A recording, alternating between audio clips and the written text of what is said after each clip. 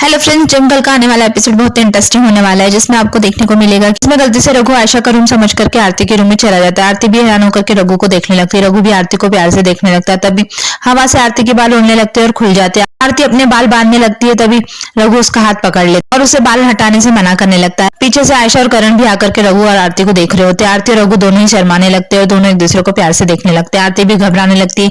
इतने में मीठी वहां पर आ जाती है। रघु से कहने लगती है, अंकल आप। मीठी से पूछने लगती है, अंकल मेरी चॉकलेट। तभी रघु मीठी को चॉकलेट देता है। मीठी भी बताने लगती है कि आयशा मॉम पार्ट 2 को भी चॉकलेट बहुत पसंद है। तभी रघु भी प्यार से आरती को देखने लगता है। रघु कहने लगता है, तो फिर इसमें से खोल करके आप उन्हें भी दे देना। मीठी भी कहने लगती है, मैं आपको एक चीज दिखाऊं, और मीठी फोटो एल्बम दिखाने लगती है। तभी आरती सोचने लगती है, ओ माय गॉड अब क्या होगा अगर मीठी ने कुछ बोल दिया तो। तभी करण यह देख करके फटाफट से मीठी के पास आ जाता है और मीठी से कहने लगता है, मीठी बेटा आप यहाँ क्या कर रहे हो, चलो मेरे साथ आओ। और वहां से मीठी को लेकर के चला जाता है। तभी रघु और आरती दोनों एक दूसरे से कुछ कहना चाहते हैं। तभी रघु कहने लगता है, पहले आप बोल दीजिए। आरती भी कहने लगती है, आप कुछ कहना चाहते हैं ना। रघु कहने लगता है, आप बहुत सुंदर लग रही है, मेरा मतलब है आपकी सादगी। आरती भी रघु की बात सुनकर के शर्मा करके खिड़की के पास खड़ी हो जाती है। आयशा भी यह सब सुन रही होती है और सोचने लगती है, इसको पता नहीं क्यों यह बहन जी पसंद आती है और मैं जो इतना तैयार होकर के रहती वो कुछ नहीं। उधर रघु भी यह सोचने लगता है कि मुझे क्या होते जा रहा है। पहले तो मैं आयशा से मिलने का इंतजार करता हूँ, जब मिलता हूँ तो इतना नर्वस क्यों हो जाता है। आयशा भी सोचने लगती, मैंने तो आरती दी को रघु के आने के बारे में कुछ बताया नहीं, कहीं उल्टा सीधा कुछ बोलना दे। तभी रघु आरती के पास जाकर के पूछने लगता है, आप कुछ कह रही थी मुझसे।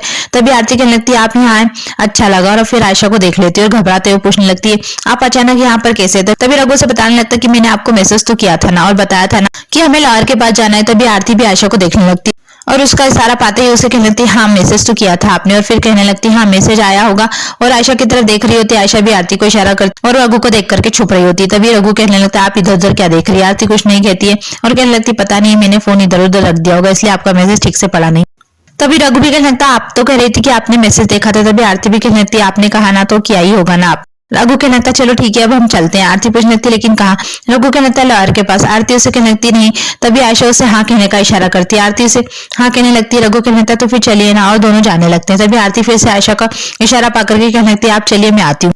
रघु उससे पूछने लगता, मगर क्यों। तभी आरती कहने लगती है, वो क्या है ना मैं तैयार होकर के आती हूँ, आप बाहर बैठिए। तभी रघु कहने लगता, आप अच्छी तो लग रही है, तैयार होने की क्या जरूरत है। तभी आरती कहने लगती, वह क्या है ना कि बाहर के लोग मुझे इस तरह से नहीं देखते ना और मेरी फोटो खींच ले, इसलिए मुझे तैयार होना पड़ेगा ना। भी कहने लगता, ठीक है आप जैसा ठीक समझे, मगर आप इस इंडियन इंटायर में ही बहुत अच्छी लगती।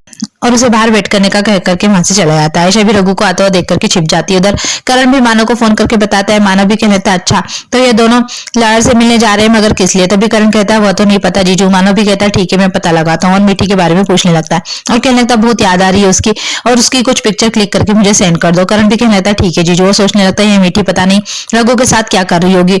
उधर आयशा भी आरती से पूछने लगती है, आरती में कैसे लग रही हूँ, और अपने बाल बांधने लगती है। तभी उसे याद आता है कि रघु ने आरती को खुले बाल रखने के लिए कहा था और कहने लगती, मैं बाल खुले ही रखती, आई थिंक इसमें ज्यादा अच्छी लग रही हूँ। उधर मीठी भी रघु के पास जाकर के चॉकलेट का पैकेट खोलने के लिए कहती है और रघु से कहने लगती कि आशा मैम पार्टी भी मुझे इसी तरह की चॉकलेट खिलाती है। तभी रघु से पूछने लगता है, अच्छा बता मुझे मीठी की तुम आशा मैम को आशा मैम पार्ट 2 क्यों बुलाती हो।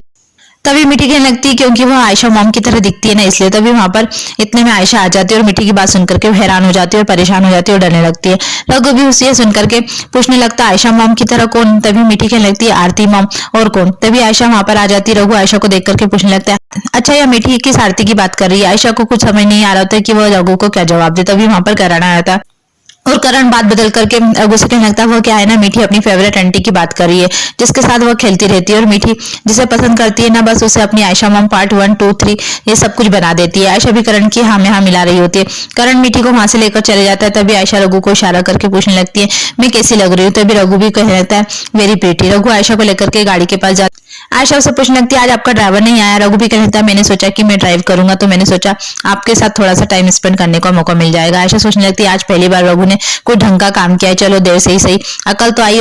और दोनों गाड़ी में बैठ करके लाहौर के पास जाने लगते। मगर आयशा गाड़ी के शीशे में अपने आप को सवार रही होती है। रघु सब देख करके हैरान हो रहा होता है। तभी आयशा के पास फिर से वही कॉल आने लगता है। आयशा रघु को बताने लगती है फिर से वही क्रेजी कॉल है और फोन उठा करके कहने लगती, कौन हो तुम मुझे जिसके साथ रहना ना मैं उसके साथ रहूं, तुम मुझे रोकने वाले कौन होते। तभी मानव भी उसे जवाब देने लगता है और कहने लगता है ये हुई ना आयशा शरीन वाली बात, अब लग रही हो ना तुम आयशा शरीन, बस यही सुनना चाहता था मैं। तभी रघु आयशा से फोन ले ले। तभी आयशा सोचने लगती है अगर इस आदमी ने रघु के सामने आरती का नाम ले लिया ना तो सब गड़बड़ हो जाएगी, और आयशा रघु से फोन लेकर के फोन काट देती है और कहने लगती है रघु जी ये जो भी है ना बहुत गंदी बात कर रहा था, अब हम इस कॉलर का किस्सा ही खत्म कर देंगे। रघु भी उसे रिलैक्स रहने के लिए कहता है। मानव भी उन दोनों को कार में जाते हुए देख करके कहने लगता है तो लोहार के पास जा रही हो आयशा शरीन। उधर रघु और आयशा जा रहे होते तभी आयशा का रास्ता बंद होता है।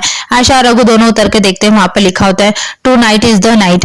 आयशा पढ़ करके कहने लगती है इसका मतलब यह जो कोई भी इंसान है ना वो यहीं कहीं पर है हमारे आसपास। रघु कहने लगता है आप चिंता मत कीजिए आयशा जी, आप गाड़ी में चल करके बैठिए। दोनों गाड़ी में बैठने के लिए जाने लगते हैं तभी पीछे से एक बाइकर आकर के उन लोगों को फॉलो करने लगता है। तभी रघु एक पत्थर उठा करके उसे मार देता है। बाइकर गाड़ी से गिर जाता है और गाड़ी से उठ करके भागने लगता है। तभी रघु जाकर के उसे पकड़ लेता है और उसे रोकने की कोशिश करने लगता है। वो बाइकर भी भागने की कोशिश करने लगता है मगर रघु उसे पकड़ लेता है। तभी उसका हेलमेट निकल जाता है और वो कोई और नहीं रीचा होती है। रीचा को देख करके आयशा भी चौंक जाती है, उससे पूछने लगता है कि तुम कौन हो। तभी आयशा आकर के रीचा से कहने लगती है तुम इस वक्त यहाँ पर क्या कर रही हो, तुम्हें तो काम पर होना चाहिए ना, तुम इस जंगल में क्या कर रही हो। रघु भी पूछने लगता है क्या तुम इसे जानती हो।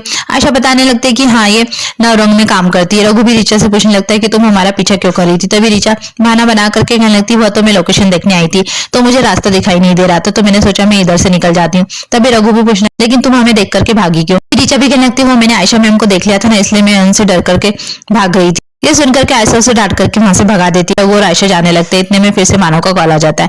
आयशा भी डरते हुए फोन उठाने लगती है। रघु कहने लगता है छुप छुप कर क्यों बात कर रहा है, सामने आना। तभी मानव भी उससे कहने लगता है तुमसे बात करके बड़ा अच्छा लगा। रघु पूछने लगता है कि ये tonight is the night का क्या मतलब है। मानव कहने लगता है एक सिंपल सी स्पेलिंग है। रघु कहने लगता है क्या बकवास कर रहे हो तुम। तभी मानव भी कहने लगता है आज रात को फैसला हो जाएगा कि आयशा शरीन मेरी है या फिर तुम्हारी। आयशा भी जोर से चिल्ला करके पूछने लगती है कि आखिर कौन हो तुम, कौन बोल रहा है। लेकिन मानव फोन काट देता है। आयशा रघु इधर उधर देखने लगते हैं मगर मानव उसे कहीं दिखाई नहीं देता है। इधर मानव भी उन दोनों को छुप करके देख करके मुस्कुराने लगता है और किसी को थम दिखाने लगता है और वो जिसे थम दिखाता ना वो और कोई नहीं रीचा ही होती है। इधर आयशा रघु भी इधर उधर जंगल में देखने लगते हैं और आयशा डालने लगती है। एपिसोड नहीं खत्म होता, आगे के अपडेट के लिए हमारे चैनल को लाइक कीजिए, सब्सक्राइब कीजिए। Thank you.